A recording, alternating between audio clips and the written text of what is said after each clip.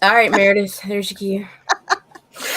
Good afternoon, good morning, good evening, wherever it is that you are hailing from. Make sure that you hit the subscribe button because we are raging with MarV, Mario Vasconcelos. Yes, Oh, yeah. episode 37. We've got an intro. We'll be right back after this. Raging.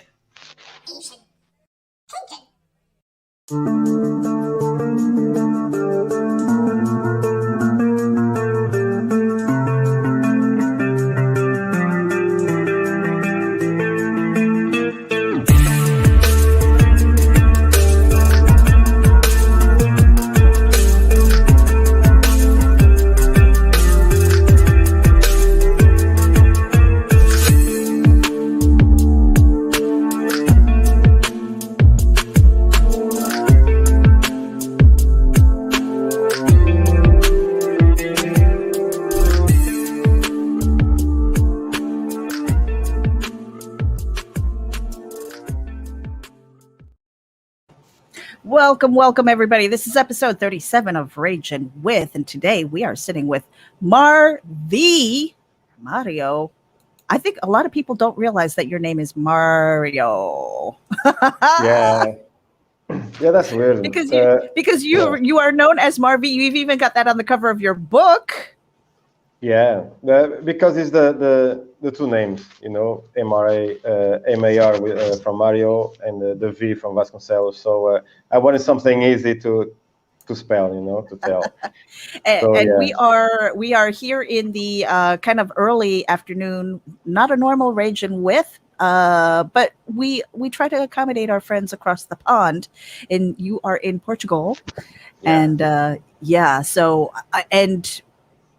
let's talk about the creative journey, Mario, because we've been watching you for at least I've been watching you for about a year and a half. Your journey with creating this comic book, with kind of orbiting all of the people that we kind of know on Facebook.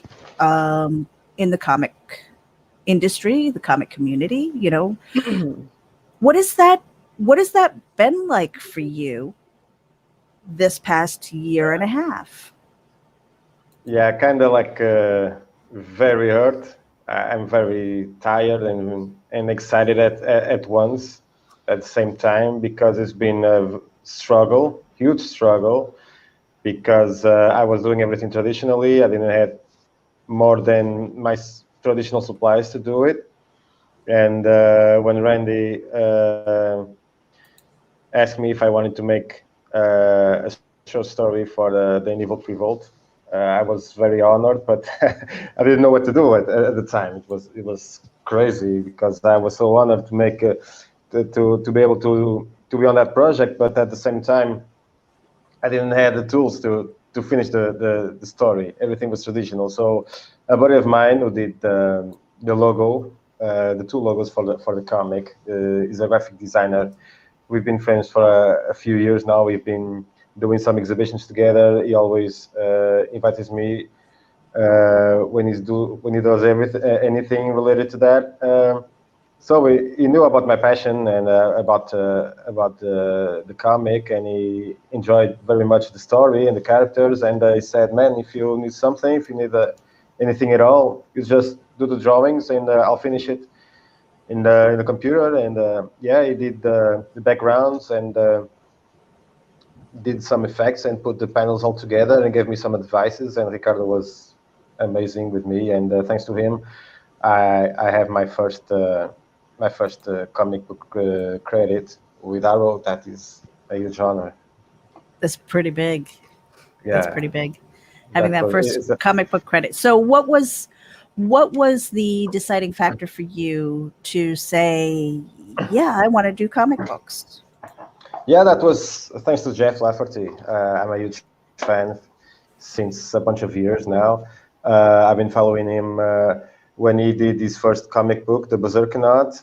I got that book. I had to have that book. And in one of his videos, he was doing the 100 Days of Making Comics, and I just found out through him what was indie comics and that it was possible to self-publish something that I never imagined, because I'm in the middle of nowhere in Portugal, in a small village, and everywhere we go, we just, back when I was a kid, even Marvel and DC, and some Phantom, Mandrake, and Lucky Luke, and Asterix, and nothing more. Just a couple of comics, but mainly Marvel and DC. So I thought that was it, just a couple of companies, and that's it. But yeah, he talked about it on many times on his live streams and short videos that he was making while he was drawing his comic. And yeah, that was the beginning of thinking about doing it, and it was a big inspiration till today. It's kind of funny how there are so many people who don't realize that there's a huge independent comic book community. Bunch of creators crazy. who are out there developing their own IPs. It's not just Marvel and DC. I mean, they're out there, they're hustling, they're making their creations and marketing, and people are surprised. People are surprised by that. It's kind of funny. Yeah, very funny, very weird once you know how big the world is in comics, Right. Once you're in there. So when it came to let's say when you were looking for, you were talking about the inspiration, right? You were talking about Lafferty as inspiration. But when it came down to finding out how to go about creating a comic book, where did you go? Well, everything began in the Silver Age comics with all the goodies, John Buscema, John Byrne, Jim Colin, everybody, lots. Bernie Wrightson a lot. So did you use them as like learning tools? Yes, a lot. Okay. Yes. And lately, a few years back, Jeff was a big influence too, and lately it was alternate comics, the artists in alternate comics, especially Christian Rossi and Pat Boutin. He's from Canada. He's not from alternate, but Pat Boutin is a big artist that I really enjoy. His black and whites are just incredible, and yeah, everything that came before everything, just the old guys and the masters and the horrors from the horror comics from EC Comics, all those goodies, and Alternate was a big influence with me too. Peter Samari talking about how to make comics and how to behave when we are creating something, because it's not just to create, we have to learn, we have to understand what we are doing. And a big influence too when it comes to writing, especially when it comes to writing, was Lucifer Storm. Is from the UK. And I didn't know how to write, so watching his videos, and I spent hours and hours and hours. And he's a very funny guy, great guy. And yeah, thanks to Lucifer Storm, I know how to. I'm not a pro, right? But I know exactly what not to do most of the time. So Lucifer was also a big influence in my writing, because he also do horror. So yeah. I know for my own creative journey in comic books, because I've been a prose writer for a long time, prose blogs and things like that, just content creation in general. And then I was like, this is in my wheelhouse. This is something that I think I can do. I can script this out. And so I went to Facebook looking for supportive groups and things like that. And I joined a whole bunch of them. And a lot of them had really nasty comments for people who are new. They're like, oh, are you just looking for free work? And this and that. And it was kind of attacky. It wasn't helpful at all. Did you find your experience to be that way when you kind of went on social media looking for people to either work with, collaborate with, anything like that, or just learn from? To be honest, I never thought about earning money early on. Of course, I would love to leave the factory that I'm working today, right, and live making comics. But the learning process was the beginning. Before thinking about making money or whatever. First, we have to know what to do, to know if we really love what we are doing, if we have the motivate. I'm motivated. I'm very motivated, especially after Randy invited me to be on the Indie Vault Revolt. That was huge for me. I had friends and family and even people from the community that gives me advices and strength, and all the energy that I need.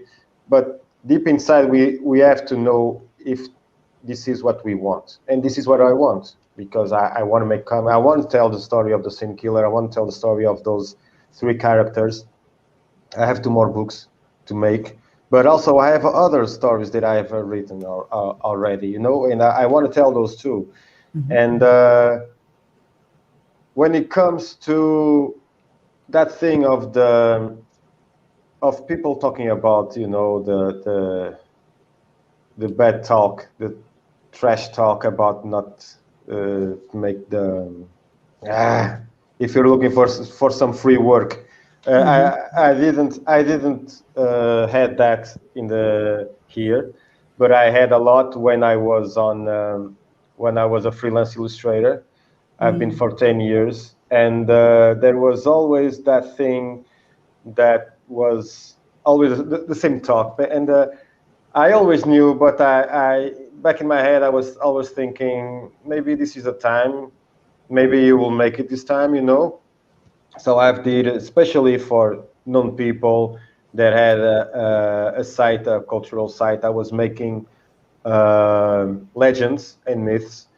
They were the story, and I was making an illustration for each legend, and it was fun. At the beginning, it was fun, but later on, I realized that nobody asked me if I wanted, some paper to draw, or if I wanted some markers, because I was buying markers, I was buying paper, and all the supplies that I needed to do that. And 6 months later, I didn't say anything, but I was pushing myself. I was giving myself the drawings, and there was a time that I said to myself, "Stop it, man! This is not going anywhere because they are just using you." And unfortunately, that was true. It took me a while not to understand, because I knew when I gave the second or third illustration that it was at the beginning it was you can do this and that and whatever, but the time was passing by, and then it was only you have this deadline, and then I was sending via email, and then they were posting on the website, and then nothing if it was good or not. And that happened for a while, and then one day I just disconnected, because if there were others, I would approach myself and ask what is happening, but they didn't say anything. They just kept receiving my illustrations, and not an opinion, not a critic, whatever. And I was watching always the posts there of my stuff, and then I just said, screw it, and that's it. So yeah, that happens to me a couple of times, and I've learned with that. But when it comes to comics, no, that didn't happen to me once. Nice. Yeah, but when I get the invitation to do the 8-page for the Indie Vault Revolt, I didn't thought about it if I'm going to make money or not. I just got an invitation, and I just wanted to make it happen. And yeah, that was amazing. I felt good. I still feel good about it. I can't wait to have the book in my hands, just to see it. But yeah, usually I don't think about it. But Well, as a like newcomer to comics, a lot of times I think, you know, when we're out there in the wild looking for that dream team to work together with, you know, you have to kiss a lot of frogs before you find the prince. And but once you do, it's really kind of cool, because then you kind of have that one person that you can talk to and you kind of trust, and you're like, okay, we're collaborating, we're working, and then they introduce you to the person that they know that you can kind of rely on, you know, and it just becomes this whole snowball effect of people who suddenly are orbiting you and what you're doing, and that's kind of cool to see. Um, Now, I do want to do a quick shout out to the people who are tuning in, and let you guys know we don't normally address the comments and things like that unless it's a really cool question for our guest, because we want to focus on our guest. But I do want to do a shout out to Peter Palmiotti, who is here, Creators Outlet. Will, thank you for tuning in. Carl Witzman says he can't be here for long, but he wanted to say hello. We thank you guys for tuning in. Make sure that you share this out, and subscribe to RAGIN AVC. We're also simulcasting to IndieVolt, Comics in More New Jersey, as well as Geek Insider. MarV, we were talking before we went live about the importance of a deadline. Yeah. And I have heard Russ Leach say this several times, that there are two things that'll get a creator off their ass and finish up a project. That's money and a deadline. And I'm going to address, and I'd like to talk about the idea of investing in what we're doing later, you know, in a little bit, maybe in the second part. But the deadline, you said something about I had to do my crowdfund now. Yeah, I had to do it because talk a little bit about that. Yeah, because I usually was thinking like, hey, Nita, welcome back. I was always saying, I'm going to make it, I'm going to make it, I'm going to make it, but I didn't have a plan or a date. So one day I just said, screw it, it's going to be, I just got to my boss and said, well, I need to take some vacations because I want to finish it. And he said, okay, just tell me when. And I told him. And yeah, I had to do it because only that is a motivation to make it happen. Because it was like I was getting home, my leg hurts, I'm going to bed for a couple of hours. Then I got up and I was drawing, but with no, I was drawing, but I didn't have that I wasn't hungry, you know, for finishing. I was just drawing, doing it, you know. And then after I put a deadline, and I said to everybody, it's going to be this day. So then I had to, forget the pain, forget the rest. You got to do it. So yeah, that's a big motivation. In that's what I want to do with this book that I'm making now. I'm going to have the same mindset. I want to make it fast as I can. I'm drawing faster right now. So yeah, one of these days I'm gonna tell myself, this day you have to finish those 8 pages, because I'm gonna make 8 pages and then I'm going to submit it.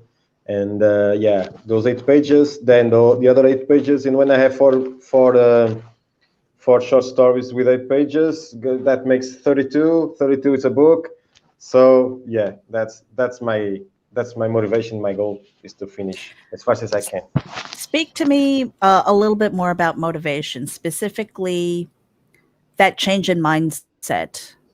What was the thing, the switch, if you will, that said, yeah, I can do this. Now I need to get serious. And a lot of times I say that, you know, the shit or get off the pot moment, right? Yeah. like you're waffling and stuff like that. You're kind of in between that, and that in between is when really it's literally crappy, Yeah.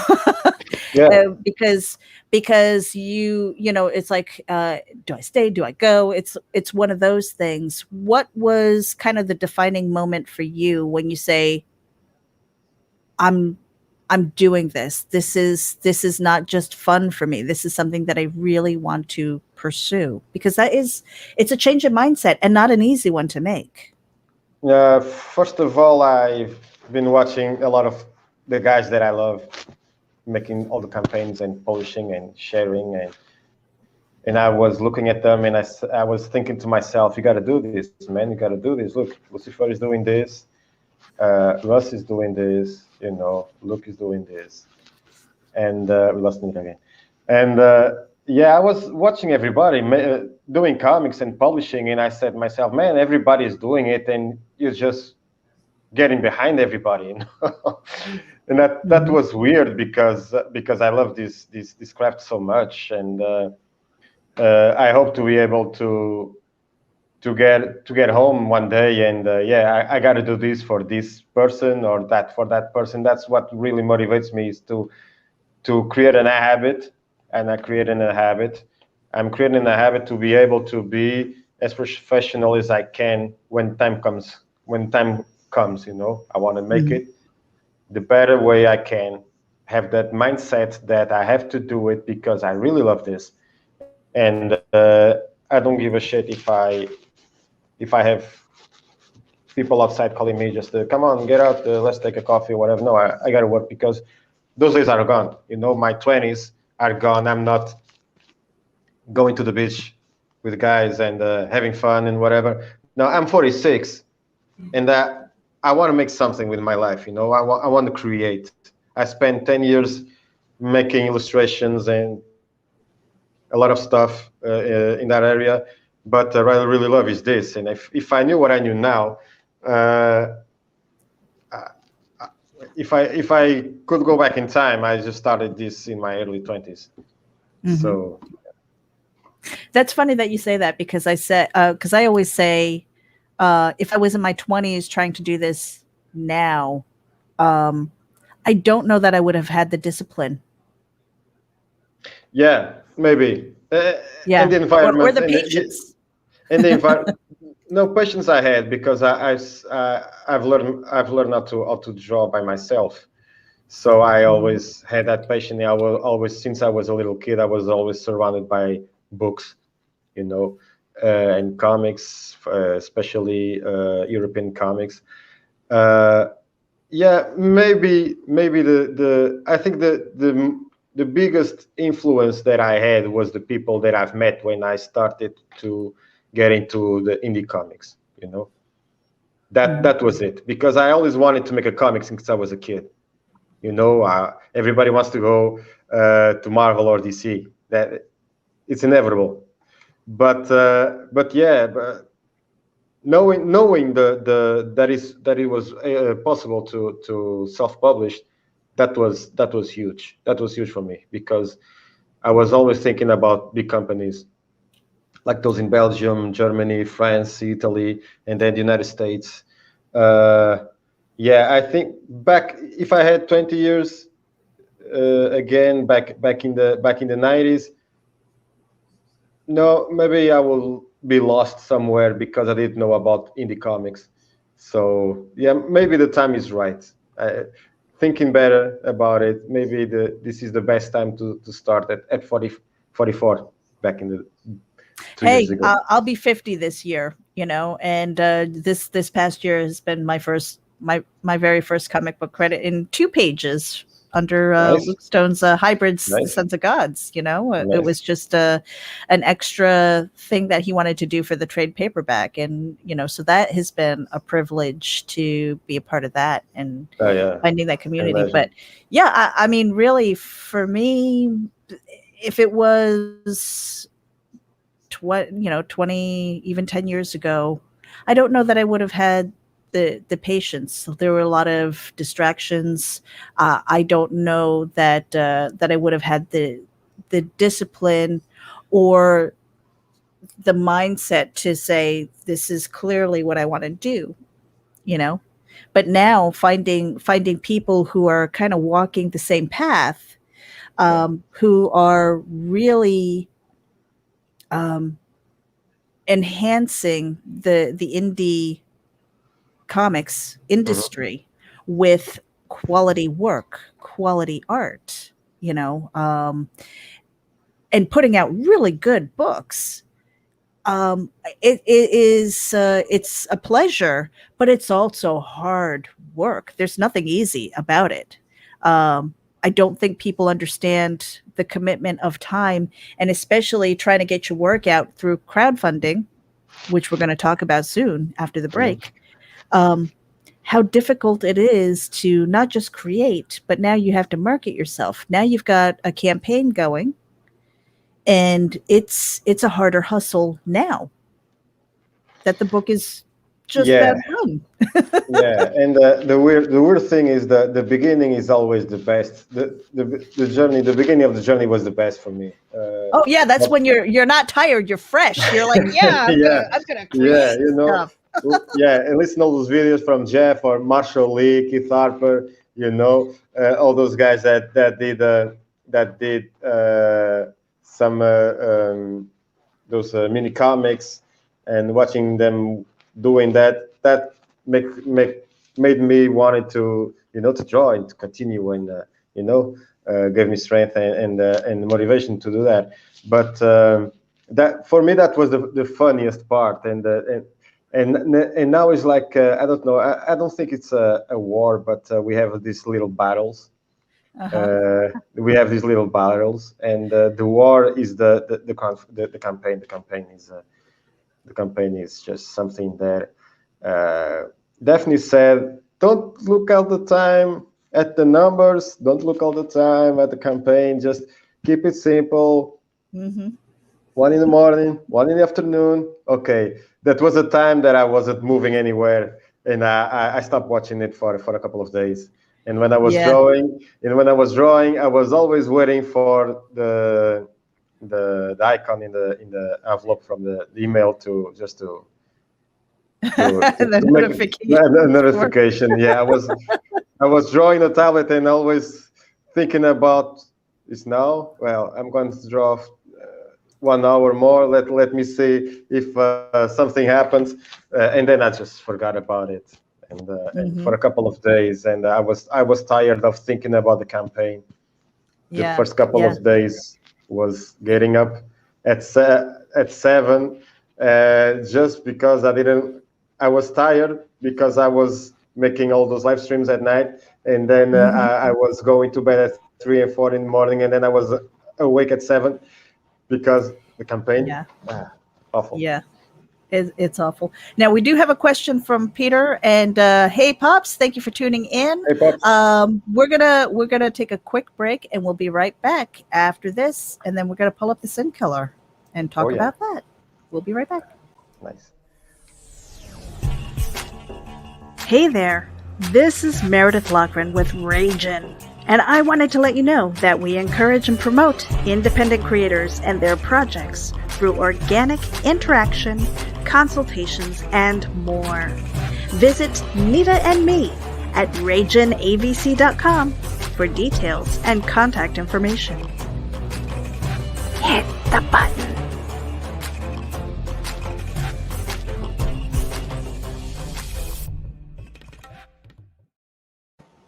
All right, everybody. If you like saving a little bit of money, then you want to use coupon code VOLT10. Save 10% on your Gemini mailers. That's right. You can go to Gemini Comic Supply and get a 10% discount on those mailers by using coupon code VOLT10. And you want to make sure that you package and ship your comics and your creations and make sure that they arrive safely, because sometimes you have mail carriers like Nita's who try to bend the crap out of it just to shove it in a mailbox. Yeah, that's right. You want to protect your stuff and get it to your fans safely. We also have Little Bastard Promos. It is a public Facebook group. You know what you can do there? Shameless self-promotion. That's right. You can go in there and drop your links. And there are also permanent links there that you can post where people can find you, your evergreen posts, wherever it is. Declare yourself the artist, musician, movie maker, comic book creator, whatever it is that you are. Declare yourself there and then drop your crowdfunding links. We are interactive in there, and we love finding new to us people. We are back with MarV. Hey, Whew. the Sin Killer. Yeah, my Talk baby. about the story. When did that story pop into your head? Because there's quite a bit to your story arc here. Yeah, it started with a ripoff. I was having Don't say a ripoff, life. MarV. Don't I say have to say ripoff. it. I have to say it because it's true. Yeah, it's true. Influence. I was heavily influenced. Come on, man. Yeah, I still, yeah, but yeah, I gotta be honest. That was a ripoff of The Crow, But yeah, that was awful. I was Oh. wasting my time, yeah, and then I just stopped and asked myself what I was doing, what I loved and didn't love about comics, why I stopped buying Marvel and DC. I stopped Mm-hmm. buying them from since I don't buy nothing from the big two since the last century, so it's been a while. And then I just start thinking about it, and I just stopped at page 5, I think, of the original Sin Killer. The design was cool, long hair, I was uh, I was using the lead singer of the Cult, the Cult, the English band. Yeah, I love the guy. Yeah. And I was using him as reference, and it was very cool. But then I stopped. I thought about what I was doing wrong and why I wasn't going anywhere with that. And then when I was listening to Dave Matthews Band, that's one of the bands that I like to listen. Uh, I heard the song Gravedigger, and I just that's it. It just That's it. It just appeared wow. like that, yeah. And then I needed a place for him to live, and I just start listening to just came into my playlist, Cemetery Gates by Pantera.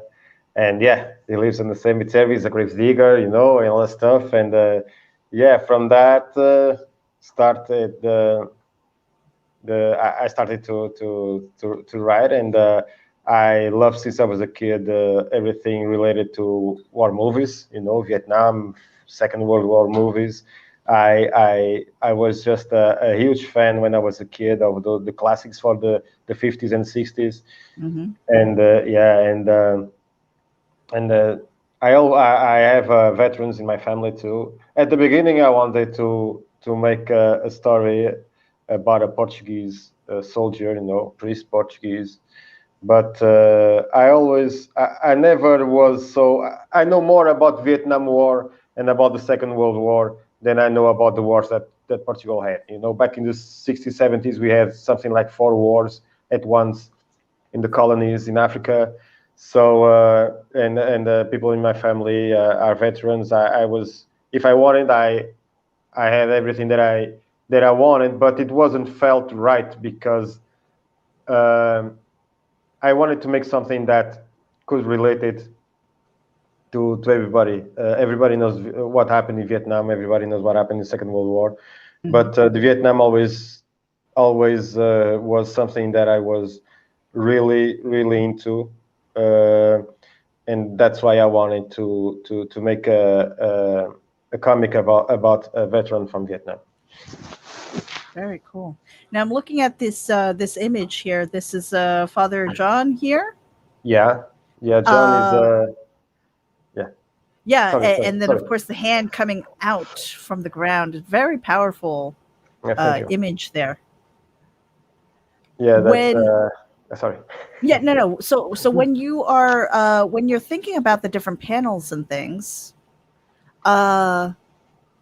is it like a specific image in mind? Because for me, the scariest thing as a writer, and I sketch, I doodle, I don't really take the art because it's not my lane, but so sometimes the scariest thing is that blank piece of paper, that blank canvas.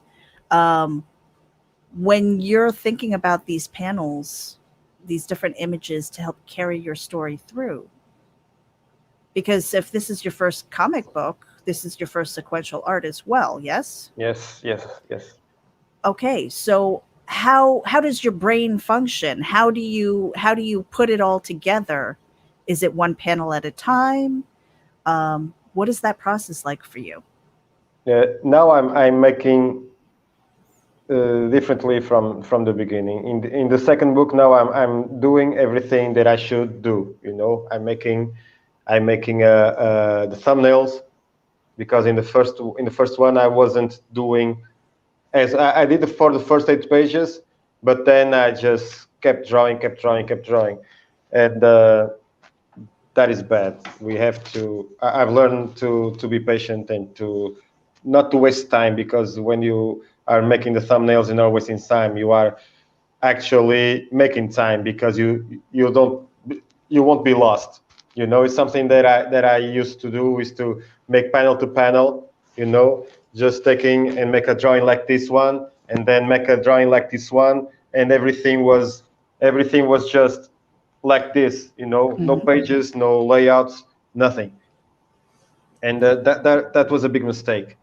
And then now I know how to do it. I won't make the same mistake. So the problem that I have when I was making this was that my hand and my brain, they don't work well together, because I think about something, and when I put it on the paper, completely different. It changed a lot, because sometimes I don't get the proportion right to that position. Sometimes that hand, instead of being in one position, just because it was easier to do, I changed the position to another and sometimes I can make like 80% of what I was thinking, but most of the time it's just like 40, and the rest just, because I still don't have that skill that many artists have, that what they have in their heads, they can translate that into the paper. That's something that I really would love to do someday. But with the thumbnails, that helps a lot, because I'm making I don't think I have something here. Oh yeah, I still have. Well, I did this for page number 1 for the. Yeah, I just did this first page of the Gabriel, the Reaper of Souls. That's for the second book. So right now I have those 2 done, and it's very accurate, And then I'm going to make this one here, and I have already something done. I just take a photo, and I'm going to like I always do. I take a photo of the drawing, and then I just ink it on top of it.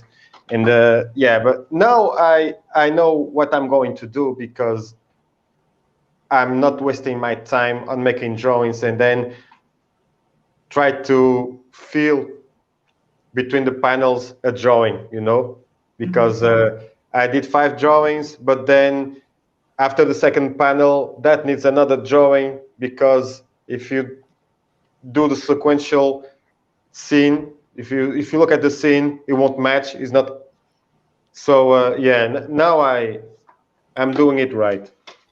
Well, jumping in with both feet, you're going to sink or swim. And if you want to survive, you're going to keep swimming, and then you're going to find how to do things efficiently and effectively, and go, okay, not doing that anymore, because I wasted a lot of time doing it that way. It's like, and it's like those little light bulb moments the entire time. You know, it's like, oh, why didn't I do that before? Oh my Yeah. gosh, you know, they're little time savers, life savers, if you Yes. will. And I don't like to make the thumbnails. For in all the process, what I don't like is there are two things that I don't like: the thumbnails and the lettering. The lettering maybe because I don't have fonts, the fonts that I need, you know. So I have just a couple of them in Procreate. So lots of the sound effects that you see in this book are handmade, and the screams and the traps in the comic, the sound effects are handmade. So yeah, maybe it's why I don't like it. But yeah, that are the two things that I don't like: lettering and the thumbnails. The rest I enjoy every step of the way. What's kind of funny for me is when I sent my script out to an artist, you know, I had commissioned an artist, and he sent it back to me, and I was so in love with the art, Yeah, I love it so in love too. with the art, and then I realized, oh crap, maybe I should have read the script with the art when it came back, because a lot of my dialogue didn't fit in the little boxes anymore. So I had Nita, you know, Nita and I were sitting in the room, and she's like, cut it, you don't need it. And I mean, it was brutal. So I mean, there is something to say about having your hands on it with the lettering, especially if you've done everything, if you've done the writing, if you've done the art, then you can be like, oh yeah, okay, I can change that because the story's already in your head, you Yes. know. Yes. So with the Sin Killer, what came first? Was it the story, or was it like this image in your head that you were like, I have to draw this out? What came first for you? Wow, that's well, the character, the look of the character is a buddy of mine called Rui, who works with me in the factory. But I didn't thought about it at first. First of all, I thought about the story and about the character. I didn't thought about how it looked like. Uh, but then when Rui came to work with me, I just fell in love about his expressions and the way he looked, because he's a very he's a thin guy, very thin. And I didn't. One of the things that I don't like about the new comics from Marvel and DC, everybody since the 90s is on steroids. It's incredible. The testosterone is just out of the scale. And that was one of the things that pushed me away from comics, because if you look at the Hulk, yeah, he's got to be that like that because he's a beast, he's a monster.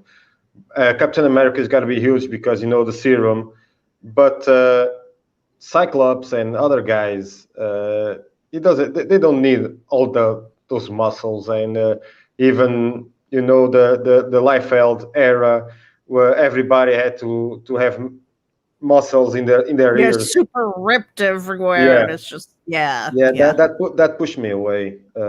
Basically, one of the reasons was that, and I wanted to make a normal character, a guy who can you can hit him with a punch and he will fall. Uh, Mhm. you know, he's an old guy now because he lost his youth when he unleashed his power in the Sin Killer. He became old in a Mhm. couple of hours. So he's a normal person. He have his power, but he's not super strength. He don't have crazy skills. He's just a normal guy with a shovel and buries people alive, and he enjoyed his life living with his crow and with his dog. And yeah, I wanted to make a normal character, and especially a character that we can like. You know, he kills people, yes. Well, Michael and Gabriel does the job, but he basically, yeah, they killed people, but they are friends, they are a family, they want to avenge those who were unable to find justice during their lives. But I think the what I wanted to tell is a story about three friends who live together in the cabin. You don't see that in the first book, but I'm working in the second book. You will see that they are real friends. Michael is a dead dog. He was brought back to life by John. During the day, he's a lovely dog. He just wants to play. He have a friend in the city, a little girl. He goes there and play with her a couple of days in the week. John is just taking care of the graveyard, and Gabriel is doing his thing with his flock. But they live in they love each other. They are friends, and they care about each other. And but when the night comes, that's a different thing. Each one of them have their own mentality. Gabriel is just that badass bird that just want to hunt. Michael is that rabid dog that brings back his entire victims. That he was a fighting dog during his life, and then his power is to bring back the dogs that he killed, including his brother. So during the night is terrifying, is hell on earth in that city, and John is just there waiting for them to bring their victims. But this is day and night. That's what I want to make about these characters. Day and night. They are the best people that you can meet in your life, but they can also be the worst nightmare of everybody's life. That's what I want to. That's kind of like life in general, right? I mean, a lot of times we are the people who we adopt as a family are closer than the ones that we're born into. Yeah. And so and we all have our dark, and I love your dark, Mario. I love your dark. But we also have our light as well. Yeah. Now we are getting close to the end of our hour, and it went by really fast. Now tell me a little bit about this, because I know you're in Portugal. Yeah. But you've got shipping within the United States, which keeps the cost of shipping down for U.S. supporters. How in the world did you manage that? Well, thanks to Mike Jimmy, helped me with the campaign, and he told me about RJ and his company, Critical Blast. So I talked to RJ. He told me that the only thing that I should do is to print it. I'm going to print it in Mixam, and then from Mixam, he will get the copies, and then he will just ship it to everybody in the United States, and I'm going to print here in the Europe and for the European backers. So yeah, that was a great tip and help that Mac told me, because I didn't know what I was going to do, and that was huge. Yeah. That is pretty amazing, because I know a lot of times when I see pound sterling or any other symbol besides the US dollar, I hesitate. I hesitate because I'm like, am I going to spend more on shipping than I am for the book? Because I personally love, flipping through the pages. I want the physical copy. I know that, because of budget and everything, you can't get all the books that you want because shipping is ridiculous. Yeah, between $25 and $35 just just for a book that can cost $10-15. Yeah. And it becomes cost prohibitive. But folks, I'm telling you right now, you can back this book if you're in the United States and not worry that shipping is going to eat at your budget, because he's got distributing in the US. So it really cuts down on the cost. Yeah. MarV, you've got a video here. Do you mind if I play it? Ah, yeah, do it. It's right. not copyrighted, so you won't be flagged. All right, awesome. Here we go.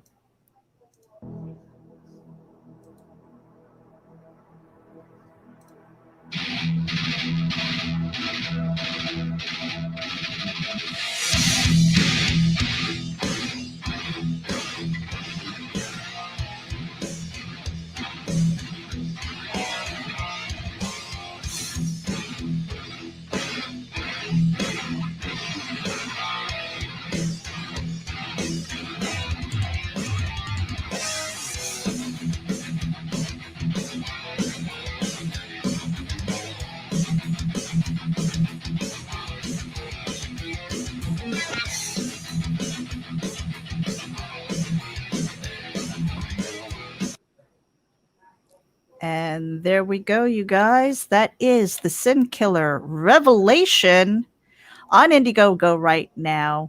And I love this line. Am I the work of the devil or an experiment from a god gone wrong?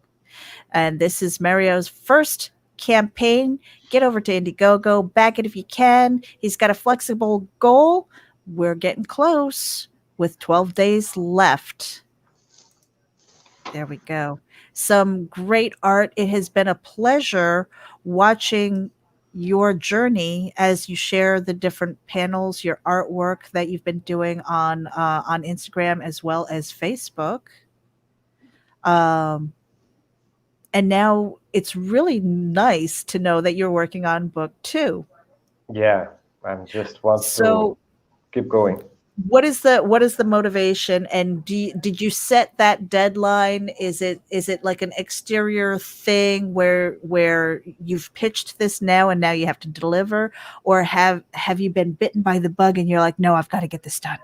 Yeah, that's it. I gotta do it. Because I know that I can tell a better story that this one, that first book, and it's really a better story in multiple ways, because you will understand, you will know the motivations behind each character, especially Michael and Gabriel, that they don't have their story told yet. You have just a little bit of John's story in the war, but they don't know the other two characters. So this next book will be about those two characters. John will be there, like making like a Stan Lee type of cameo. He will be there. And then the third book will be about John and how he was adopted, where he grew up, his father, the man he called his father, the priest that raised him and found him in the stairs of the church. And when he raised the dead, when he was crying, he was just a couple of hours. He was just alive born a couple of hours before, and he woke up the dead in a funeral. And that's a story that I want to tell too. It's already done. It's already in your head. You're already thinking about what those panels are going to look like. Those pages. Some of them, yes, already. All right, yes. so you've talked about 3 books. Now here's a question that I've asked other people. Okay, because when you look at this world that you're creating, oftentimes it feels so big, right? And then we freak ourselves out. We're like, oh my gosh, it's too big. It's too big. And then we kind of say, no, but it's something that I want to develop, and you bring it back and you start developing this story. How big is this world for you? And will it continue past the 3, do you think? I don't want to continue the Sin Killer after book 3 because I have in mind other stuff. Maybe something happens, like I don't know, a crossover with another IP that I have, The Witch, something like that, because The Witch lives in the same city that where John lives. So It's like, maybe something like that. Or if somebody says, hey man, can you draw my character with your character in a short story or whatever, you don't know. But I want to stop with those three characters, I want to stop on book 3 and focus on my other IPs. And Nice. and then if I have to do something with these characters, it will be something different that I'm making right now. It's got to be, if I'm going to tell the same story that they go hunt at night and bringing back the bad guys to John, doing all and over again, that's not what I want to make. That's not what I want to do. I want to tell that story of those three characters in those 3 books, but then I will continue if I have something new. If I'm going to make like CSI thing, everything the same. I don't want to do it because people will get bored. So I want to move on to other IPs. Very cool. Very cool. So everybody who's tuning in, again, The Sin Killer Revelation, it is on IndieGoGo right now. And wherever it is that you're tuning in from, we've got the links to MarV and his crowdfund in the show description. So make sure that you hit those links. Follow him everywhere. Just don't peek at his windows because that's weird. I don't know, Mario, unless you're into that. Totally. No. I just like to be in my corner.